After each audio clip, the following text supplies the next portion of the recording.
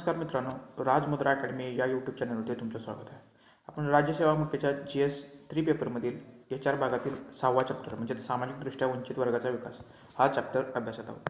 तर या चॅप्टरवरती आयोग दरवर्षी 6 ते 7 क्वेश्चन विचारते. आजच्या लेक्चरमध्ये आपण कोणकोणते पॉईंट बघणार आहोत. तर OBC समाजासंबंधी ज्या काही कल्याणासंबंधीच्या योजना सुरू केल्या, त्यांच्यासाठी जे आयोग स्थापन केले, या सर्वांचा अभ्यास आपण आजच्या लेक्चरमध्ये करणार आहोत. त्यामध्ये पहिला मागासवर्गीय आयोग, दुसरा मागासवर्गीय आयोग, राष्ट्रीय मागासवर्गीय आयोग, त्यानंतर post matric scholarship, national fellowship for OBC students, DNT विद्यार्थ्यांसाठी स्कॉलरशिप, EBCसाठी स्कॉलरशिप या योजनांचा अभ्यास आपण आजच्या लेक्चरमध्ये करणार आहोत. तर इतर मागासवर्ग या संबंधीच्या घटनेमध्ये कोणकोणत्या तरतुदी आहेत. तर कलम 340नुसार राष्ट्रपती सामाजिक व आर्थिकदृष्ट्या मागासवर्गाच्या परिस्थितीचे अन्वेषण करण्यासाठी आयोग नियुक्त करू शकतात.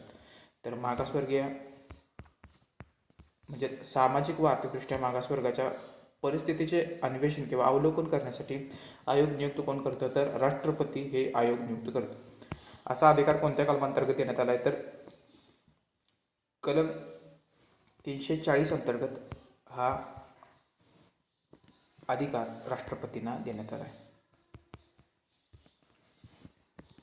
तर पहिला मागासवर्गीय आयोग, अशा प्रकारचा पहिला मागासवर्गीय आयोग 1955ला स्थापन करण्यात आला. त्याचे अध्यक्ष कोण होते, तर काकासाहेब कालेलकर हे पहिल्या मागासवर्गीय आयोगाचे अध्यक्ष होते. पहिला मागासवर्गीय आयोग 1955ला स्थापन करण्यात आला असून त्या आयोगाचे अध्यक्ष काकासाहेब कालेलकर होते. तर दुसरा मागासवर्गीय आयोग हा BP मंडल यांच्या अध्यक्षतेखाली स्थापन करण्यात आला. तर 1979ला BP मंडल यांच्या अध्यक्षतेखाली दुसरा मागासवर्गीय आयोग स्थापन करण्यात आला. जनता सरकारच्या काळात म्हणजे ज्यावेळी 1978ला जनता सरकार सत्तेवरती आलं, त्यांनी 1979 साली दुसरा मागासवर्गीय आयोग BP मंडल यांच्या अध्यक्षतेखाली स्थापन केला. तर या आयोगाच्या शिफारशी 1990ला VP सिंग सरकारने स्वीकारल्यानंतर OBC समाजाला रोजगारामध्ये 27% आरक्षण प्राप्त झाले. तर कोणत्या सरकारनं, VP सिंग सरकारनं BP मंडल आयोगाच्या शिफारशी 13 ऑगस्ट 1990ला स्वीकारल्या. त्यानुसार OBC समाजाला रोजगारामध्ये 27% आरक्षण प्राप्त झाले. त्यानंतर महत्त्वाचा खटला आहे इंदिरा साहनी खटला, 1992चा इंदिरा साहनी खटला. या खटल्यामध्ये सर्वोच्च न्यायालयाने कोणता निर्णय दिला, तर क्रिमी लेअर वगळता म्हणजे ज्यांचं उत्पन्न म्हणजे प्रत्येक वर्षी त्या उत्पन्नाची मर्यादा वाढत गेली. आत्ता सध्या 8 लाख ही क्रिमी लेअरसाठी उत्पन्नाची मर्यादा आहे. ज्याचे उत्पन्न क्रिमी लेअर वगळता म्हणजे प्रतिष्ठित नागरिक किंवा ज्यांचे उत्पन्न जास्त आहे असे नागरिक वगळता OBCंना पदांमध्ये व सेवांमध्ये 27% आरक्षण या अंतर्गत देण्यात आले. म्हणजे क्रिमी लेअरचा संबंध हा इंदिरा साहनी खटल्यामध्ये सर्वोच्च न्यायालयाने अंमलात आणला. या निर्णयातच सर्वोच्च न्यायालयाच्या आदेशानुसार एका वैधानिक आयोगाची स्थापना करण्यात आली. तर एप्रिल 1993ला राष्ट्रीय मागासवर्ग आयोग कायदा 1993 संमत करण्यात आला. म्हणजे सुप्रीम कोर्टाच्या न्यायालयाच्या आदेशानुसार राष्ट्रीय मागासवर्ग आयोग कायदा 1993 संमत करण्यात येऊन या कायद्यानुसार ऑगस्ट 1993मध्ये राष्ट्रीय मागासवर्ग आयोग हा एक वैधानिक म्हणजे स्टॅच्युटरी आयोग स्थापन करण्यात आला. स्टॅच्युटरी का, तर संसदेच्या कायद्याने याची निर्मिती झाली होती, परंतु याला घटनात्मक दर्जा देण्यात आला नव्हता. तर असा घटनात्मक दर्जा 2018 साली जी घटनादुरुस्ती करण्यात आली त्यानुसार राष्ट्रीय मागासवर्ग आयोगाला घटनात्मक दर्जा देण्यात आलेला आहे. तर राष्ट्रीय मागासवर्ग आयोग, national commission for backward classes, या आयोगाला घटनात्मक दर्जा देणारे विधेयक 123वे विधेयक मंजूर करून 123वे विधेयक मांडण्यात आले. ते मंजूर केल्यानंतर राष्ट्रीय मागासवर्ग आयोगाला घटनात्मक दर्जा देण्यात आलेला आहे. तर या आयोगाला घटनात्मक दर्जा देणारं विधेयक हे किती नंबरचं होतं, तर 123वं कॉन्स्टिट्युशनल अमेंडमेंट बिल होतं. 2017चं हे बिल होतं. याला मंजुरी कधी मिळाली, तर 2018मध्ये 102वी घटनादुरुस्ती करून 102nd कॉन्स्टिट्युशनल अमेंडमेंट करण्यात येऊन या आयोगाला घटनात्मक दर्जा देण्यात आला. त्यानुसार जो 14 ऑगस्ट 1993ला वैधानिक आयोग स्थापन करण्यात आला होता, 2018 सालापासून त्याला घटनात्मक दर्जा प्राप्त झाला. हा आयोग ministry of social justice and empowerment अंतर्गत स्थापन करण्यात आला होता.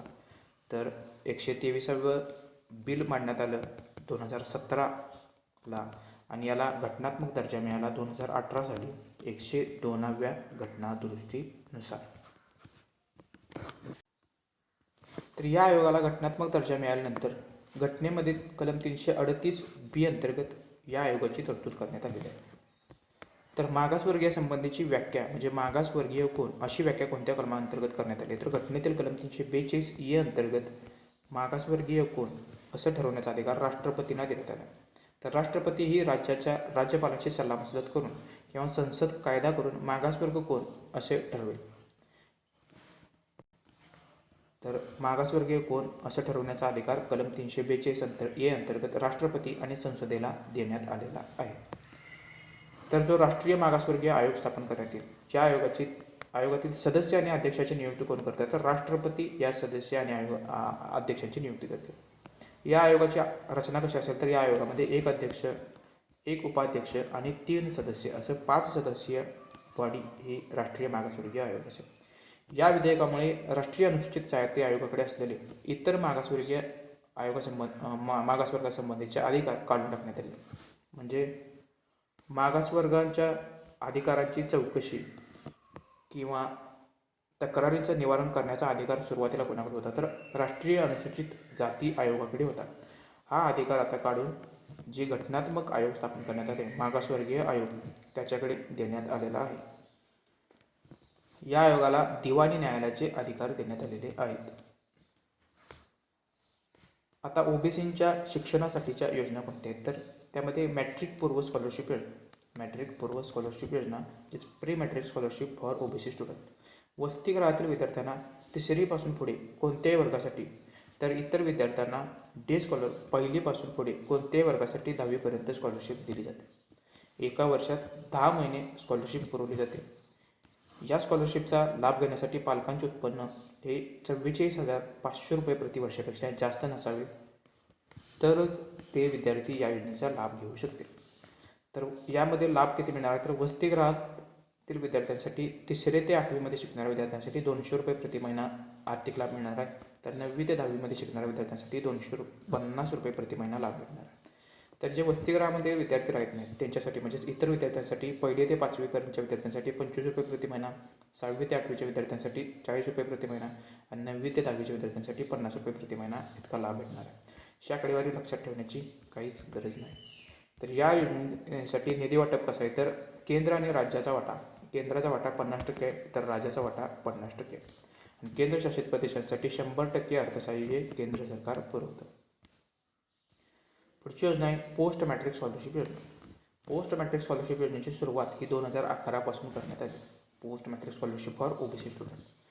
या योजनेचा लाभ कोणाकोणाला भेटणार आहे? तर पदव्युत्तर शिक्षण घेणारे विद्यार्थी हे या योजनेसाठी पात्र असतील. या योजनेचा लाभ घेण्यासाठी पालकांचे उत्पन्न हे 1 लाख रुपयांपेक्षा जास्त नसावे अशी अटसुद्धा या अंतर्गत घालण्यात आलेली आहे. तर पोस्ट मॅट्रिक स्कॉलरशिप योजना 2011ला पदवी आणि पदव्युत्तर शिक्षण घेण्यासाठी सुरू करण्यात आलेली योजना. पुढची योजना आहे इतर मागासवर्ग गटातील मुले व मुली यांच्यासाठी हॉस्टेल उभारणीची योजना.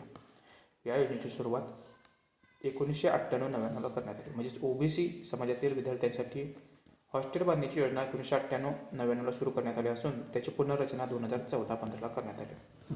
तर मुलांच्या हॉस्टेल बांधणीसाठी केंद्र आणि राज्याचा वाटा कसा आहे? तर केंद्राचा वाटा 60% तर राज्याचा वाटा 40%.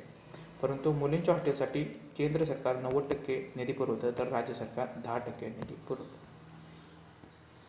पुढची योजना आहे national fellowship for OBC students. National fellowship for OBC student या योजनेची सुरुवात 2014-15ला करण्यात आली. या योजनेचे लाभार्थी म्हणजे कोणाला लाभ भेटणार आहे? तर MPhil किंवा PhDसाठी प्रवेश घेतलेला विद्यार्थी हा national fellowship for OBC students या योजनेचा लाभ घेऊ शकतो. या योजनेची अंमलबजावणी कोण करतं? तर विद्यापीठ अनुदान आयोग म्हणजेच UGC या योजनेची अंमलबजावणी करतो. या योजनेअंतर्गत दरवर्षी 300 विद्यार्थ्यांना फेलोशिप दिली जाते. तर national fellowship for OBC student या योजनेची सुरुवात 2014-15ला झाली असून MPhil किंवा PhDसाठी प्रवेश घेतलेला विद्यार्थी याचा लाभ घेऊ शकतो आणि अंमलबजावणी UGC करतं. पुढची योजना आहे DNTसाठी डॉक्टर आंबेडकर प्री मॅट्रिक आणि पोस्ट मॅट्रिक स्कॉलरशिप म्हणजेच डिनोटिफाईड ट्राईब. ओबीसी समाज वगळता त्यामध्ये जे DNT कॅटेगरीमध्ये येणारे विद्यार्थी डिनोटिफाईड ट्राईब DNTसाठी डॉक्टर आंबेडकर प्री मॅट्रिक आणि पोस्ट मॅट्रिक स्कॉलरशिप योजना. या योजनेची सुरुवातसुद्धा 2014-15ला झाली. म्हणजे OBCसाठीच्या जास्त योजना 2014-15ला सुरू करण्यात आलेल्या आहेत. 2014-15ला नॅशनल फेलोशिप योजना सुरू झाली. 2014ला प्री मॅट्रिक DNTसाठी प्री मॅट्रिक पोस्ट मॅट्रिक सुरू झाली. त्याचबरोबर हॉस्टेलसाठीची योजना होती, त्याच्यामध्ये सुद्धा पुनर्रचना 2014-15ला करण्यात आली. प्री मॅट्रिक स्कॉलरशिप 1ली ते 10वीपर्यंतचे शिक्षण घेणाऱ्या विद्यार्थ्यांसाठी ही योजना आहे. म्हणजे या अंतर्गत 1ली ते 10वीपर्यंतचे शिक्षण घेण्यासाठी ही योजना आहे. तर पोस्ट मॅट्रिक स्कॉलरशिप या अंतर्गत 11वी ते पदवीपर्यंतचे किंवा पदव्युत्तर शिक्षण घेणाऱ्या विद्यार्थ्यांसाठी ही योजना DNTसाठी doctor Ambedkar pre matric post matric scholarship योजना 2014-15ला सुरू झाली. तर EBCसाठी म्हणजेच इकॉनॉमिकली बॅकवर्ड क्लासेस यांच्यासाठी सुद्धा आंबेडकरांच्या नावाने योजना सुरू करण्यात आली. Doctor Ambedkar post matric scholarship योजना EBCसाठी याची सुरुवातसुद्धा 2014-15ला करण्यात आली. या अंतर्गत 11वी आणि 12वीसाठी तसेच पदवी व पदव्युत्तर स्तरावर शिक्षण घेणाऱ्या विद्यार्थ्यांसाठी ही योजना सुरू करण्यात आलेली आहे. याचे लाभार्थी कोण असतील तर ज्याचे कौटुंबिक उत्पन्न 1 लाख रुपयापेक्षा कमी असेल असे विद्यार्थी. EBCसाठी doctor Ambedkar post matric scholarship योजना म्हणजेच 11वी पासून पुढे शिक्षणासाठी ही योजना सुरू करण्यात आली असून 2014-15ला या योजनेची सुरुवात करण्यात आलेली आहे. तर राष्ट्रीय मागासवर्ग वित्त व विकास महामंडळ म्हणजे फायनान्सचा पुरवठा, आर्थिक पाठबळ किंवा कर्ज वाटप करण्यासाठी जे महामंडळ स्थापन करण्यात आलं, राष्ट्रीय मागासवर्ग वित्त व विकास महामंडळ, याची स्थापना 1992ला करण्यात आली. याचे लाभार्थी कोण असतो तर दुप्पट दारिद्र्यरेषेखालील व्यक्तीच याचा लाभ घेऊ शकतात. यासाठी मर्यादा किती घातलेली आहे तर सध्या ग्रामीण भागामध्ये वार्षिक उत्पन्न मर्यादा 40,000 रुपयेपेक्षा कमी असणारे, तर शहरी भागांमध्ये 55,000 रुपयेपेक्षा कमी असणारे नागरिक या योजनेचा लाभ घेऊ शकतील. तर राष्ट्रीय मागासवर्ग वित्त व विकास महामंडळाची स्थापना 1992ला करण्यात आलेली आहे. तर आजच्या लेक्चरमध्ये आपण काय बघितलं तर मागासवर्गीय संबंधीच्या आयोग आणि योजनांचा अभ्यास केला. त्याच्यामध्ये पहिला मागासवर्गीय आयोग 1955ला काकासाहेब कालेलकर यांच्या अध्यक्षतेखाली स्थापन केला होता. दुसरा मागासवर्गीय आयोग 1979ला BP मंडल यांच्या अध्यक्षतेखाली स्थापन केला होता.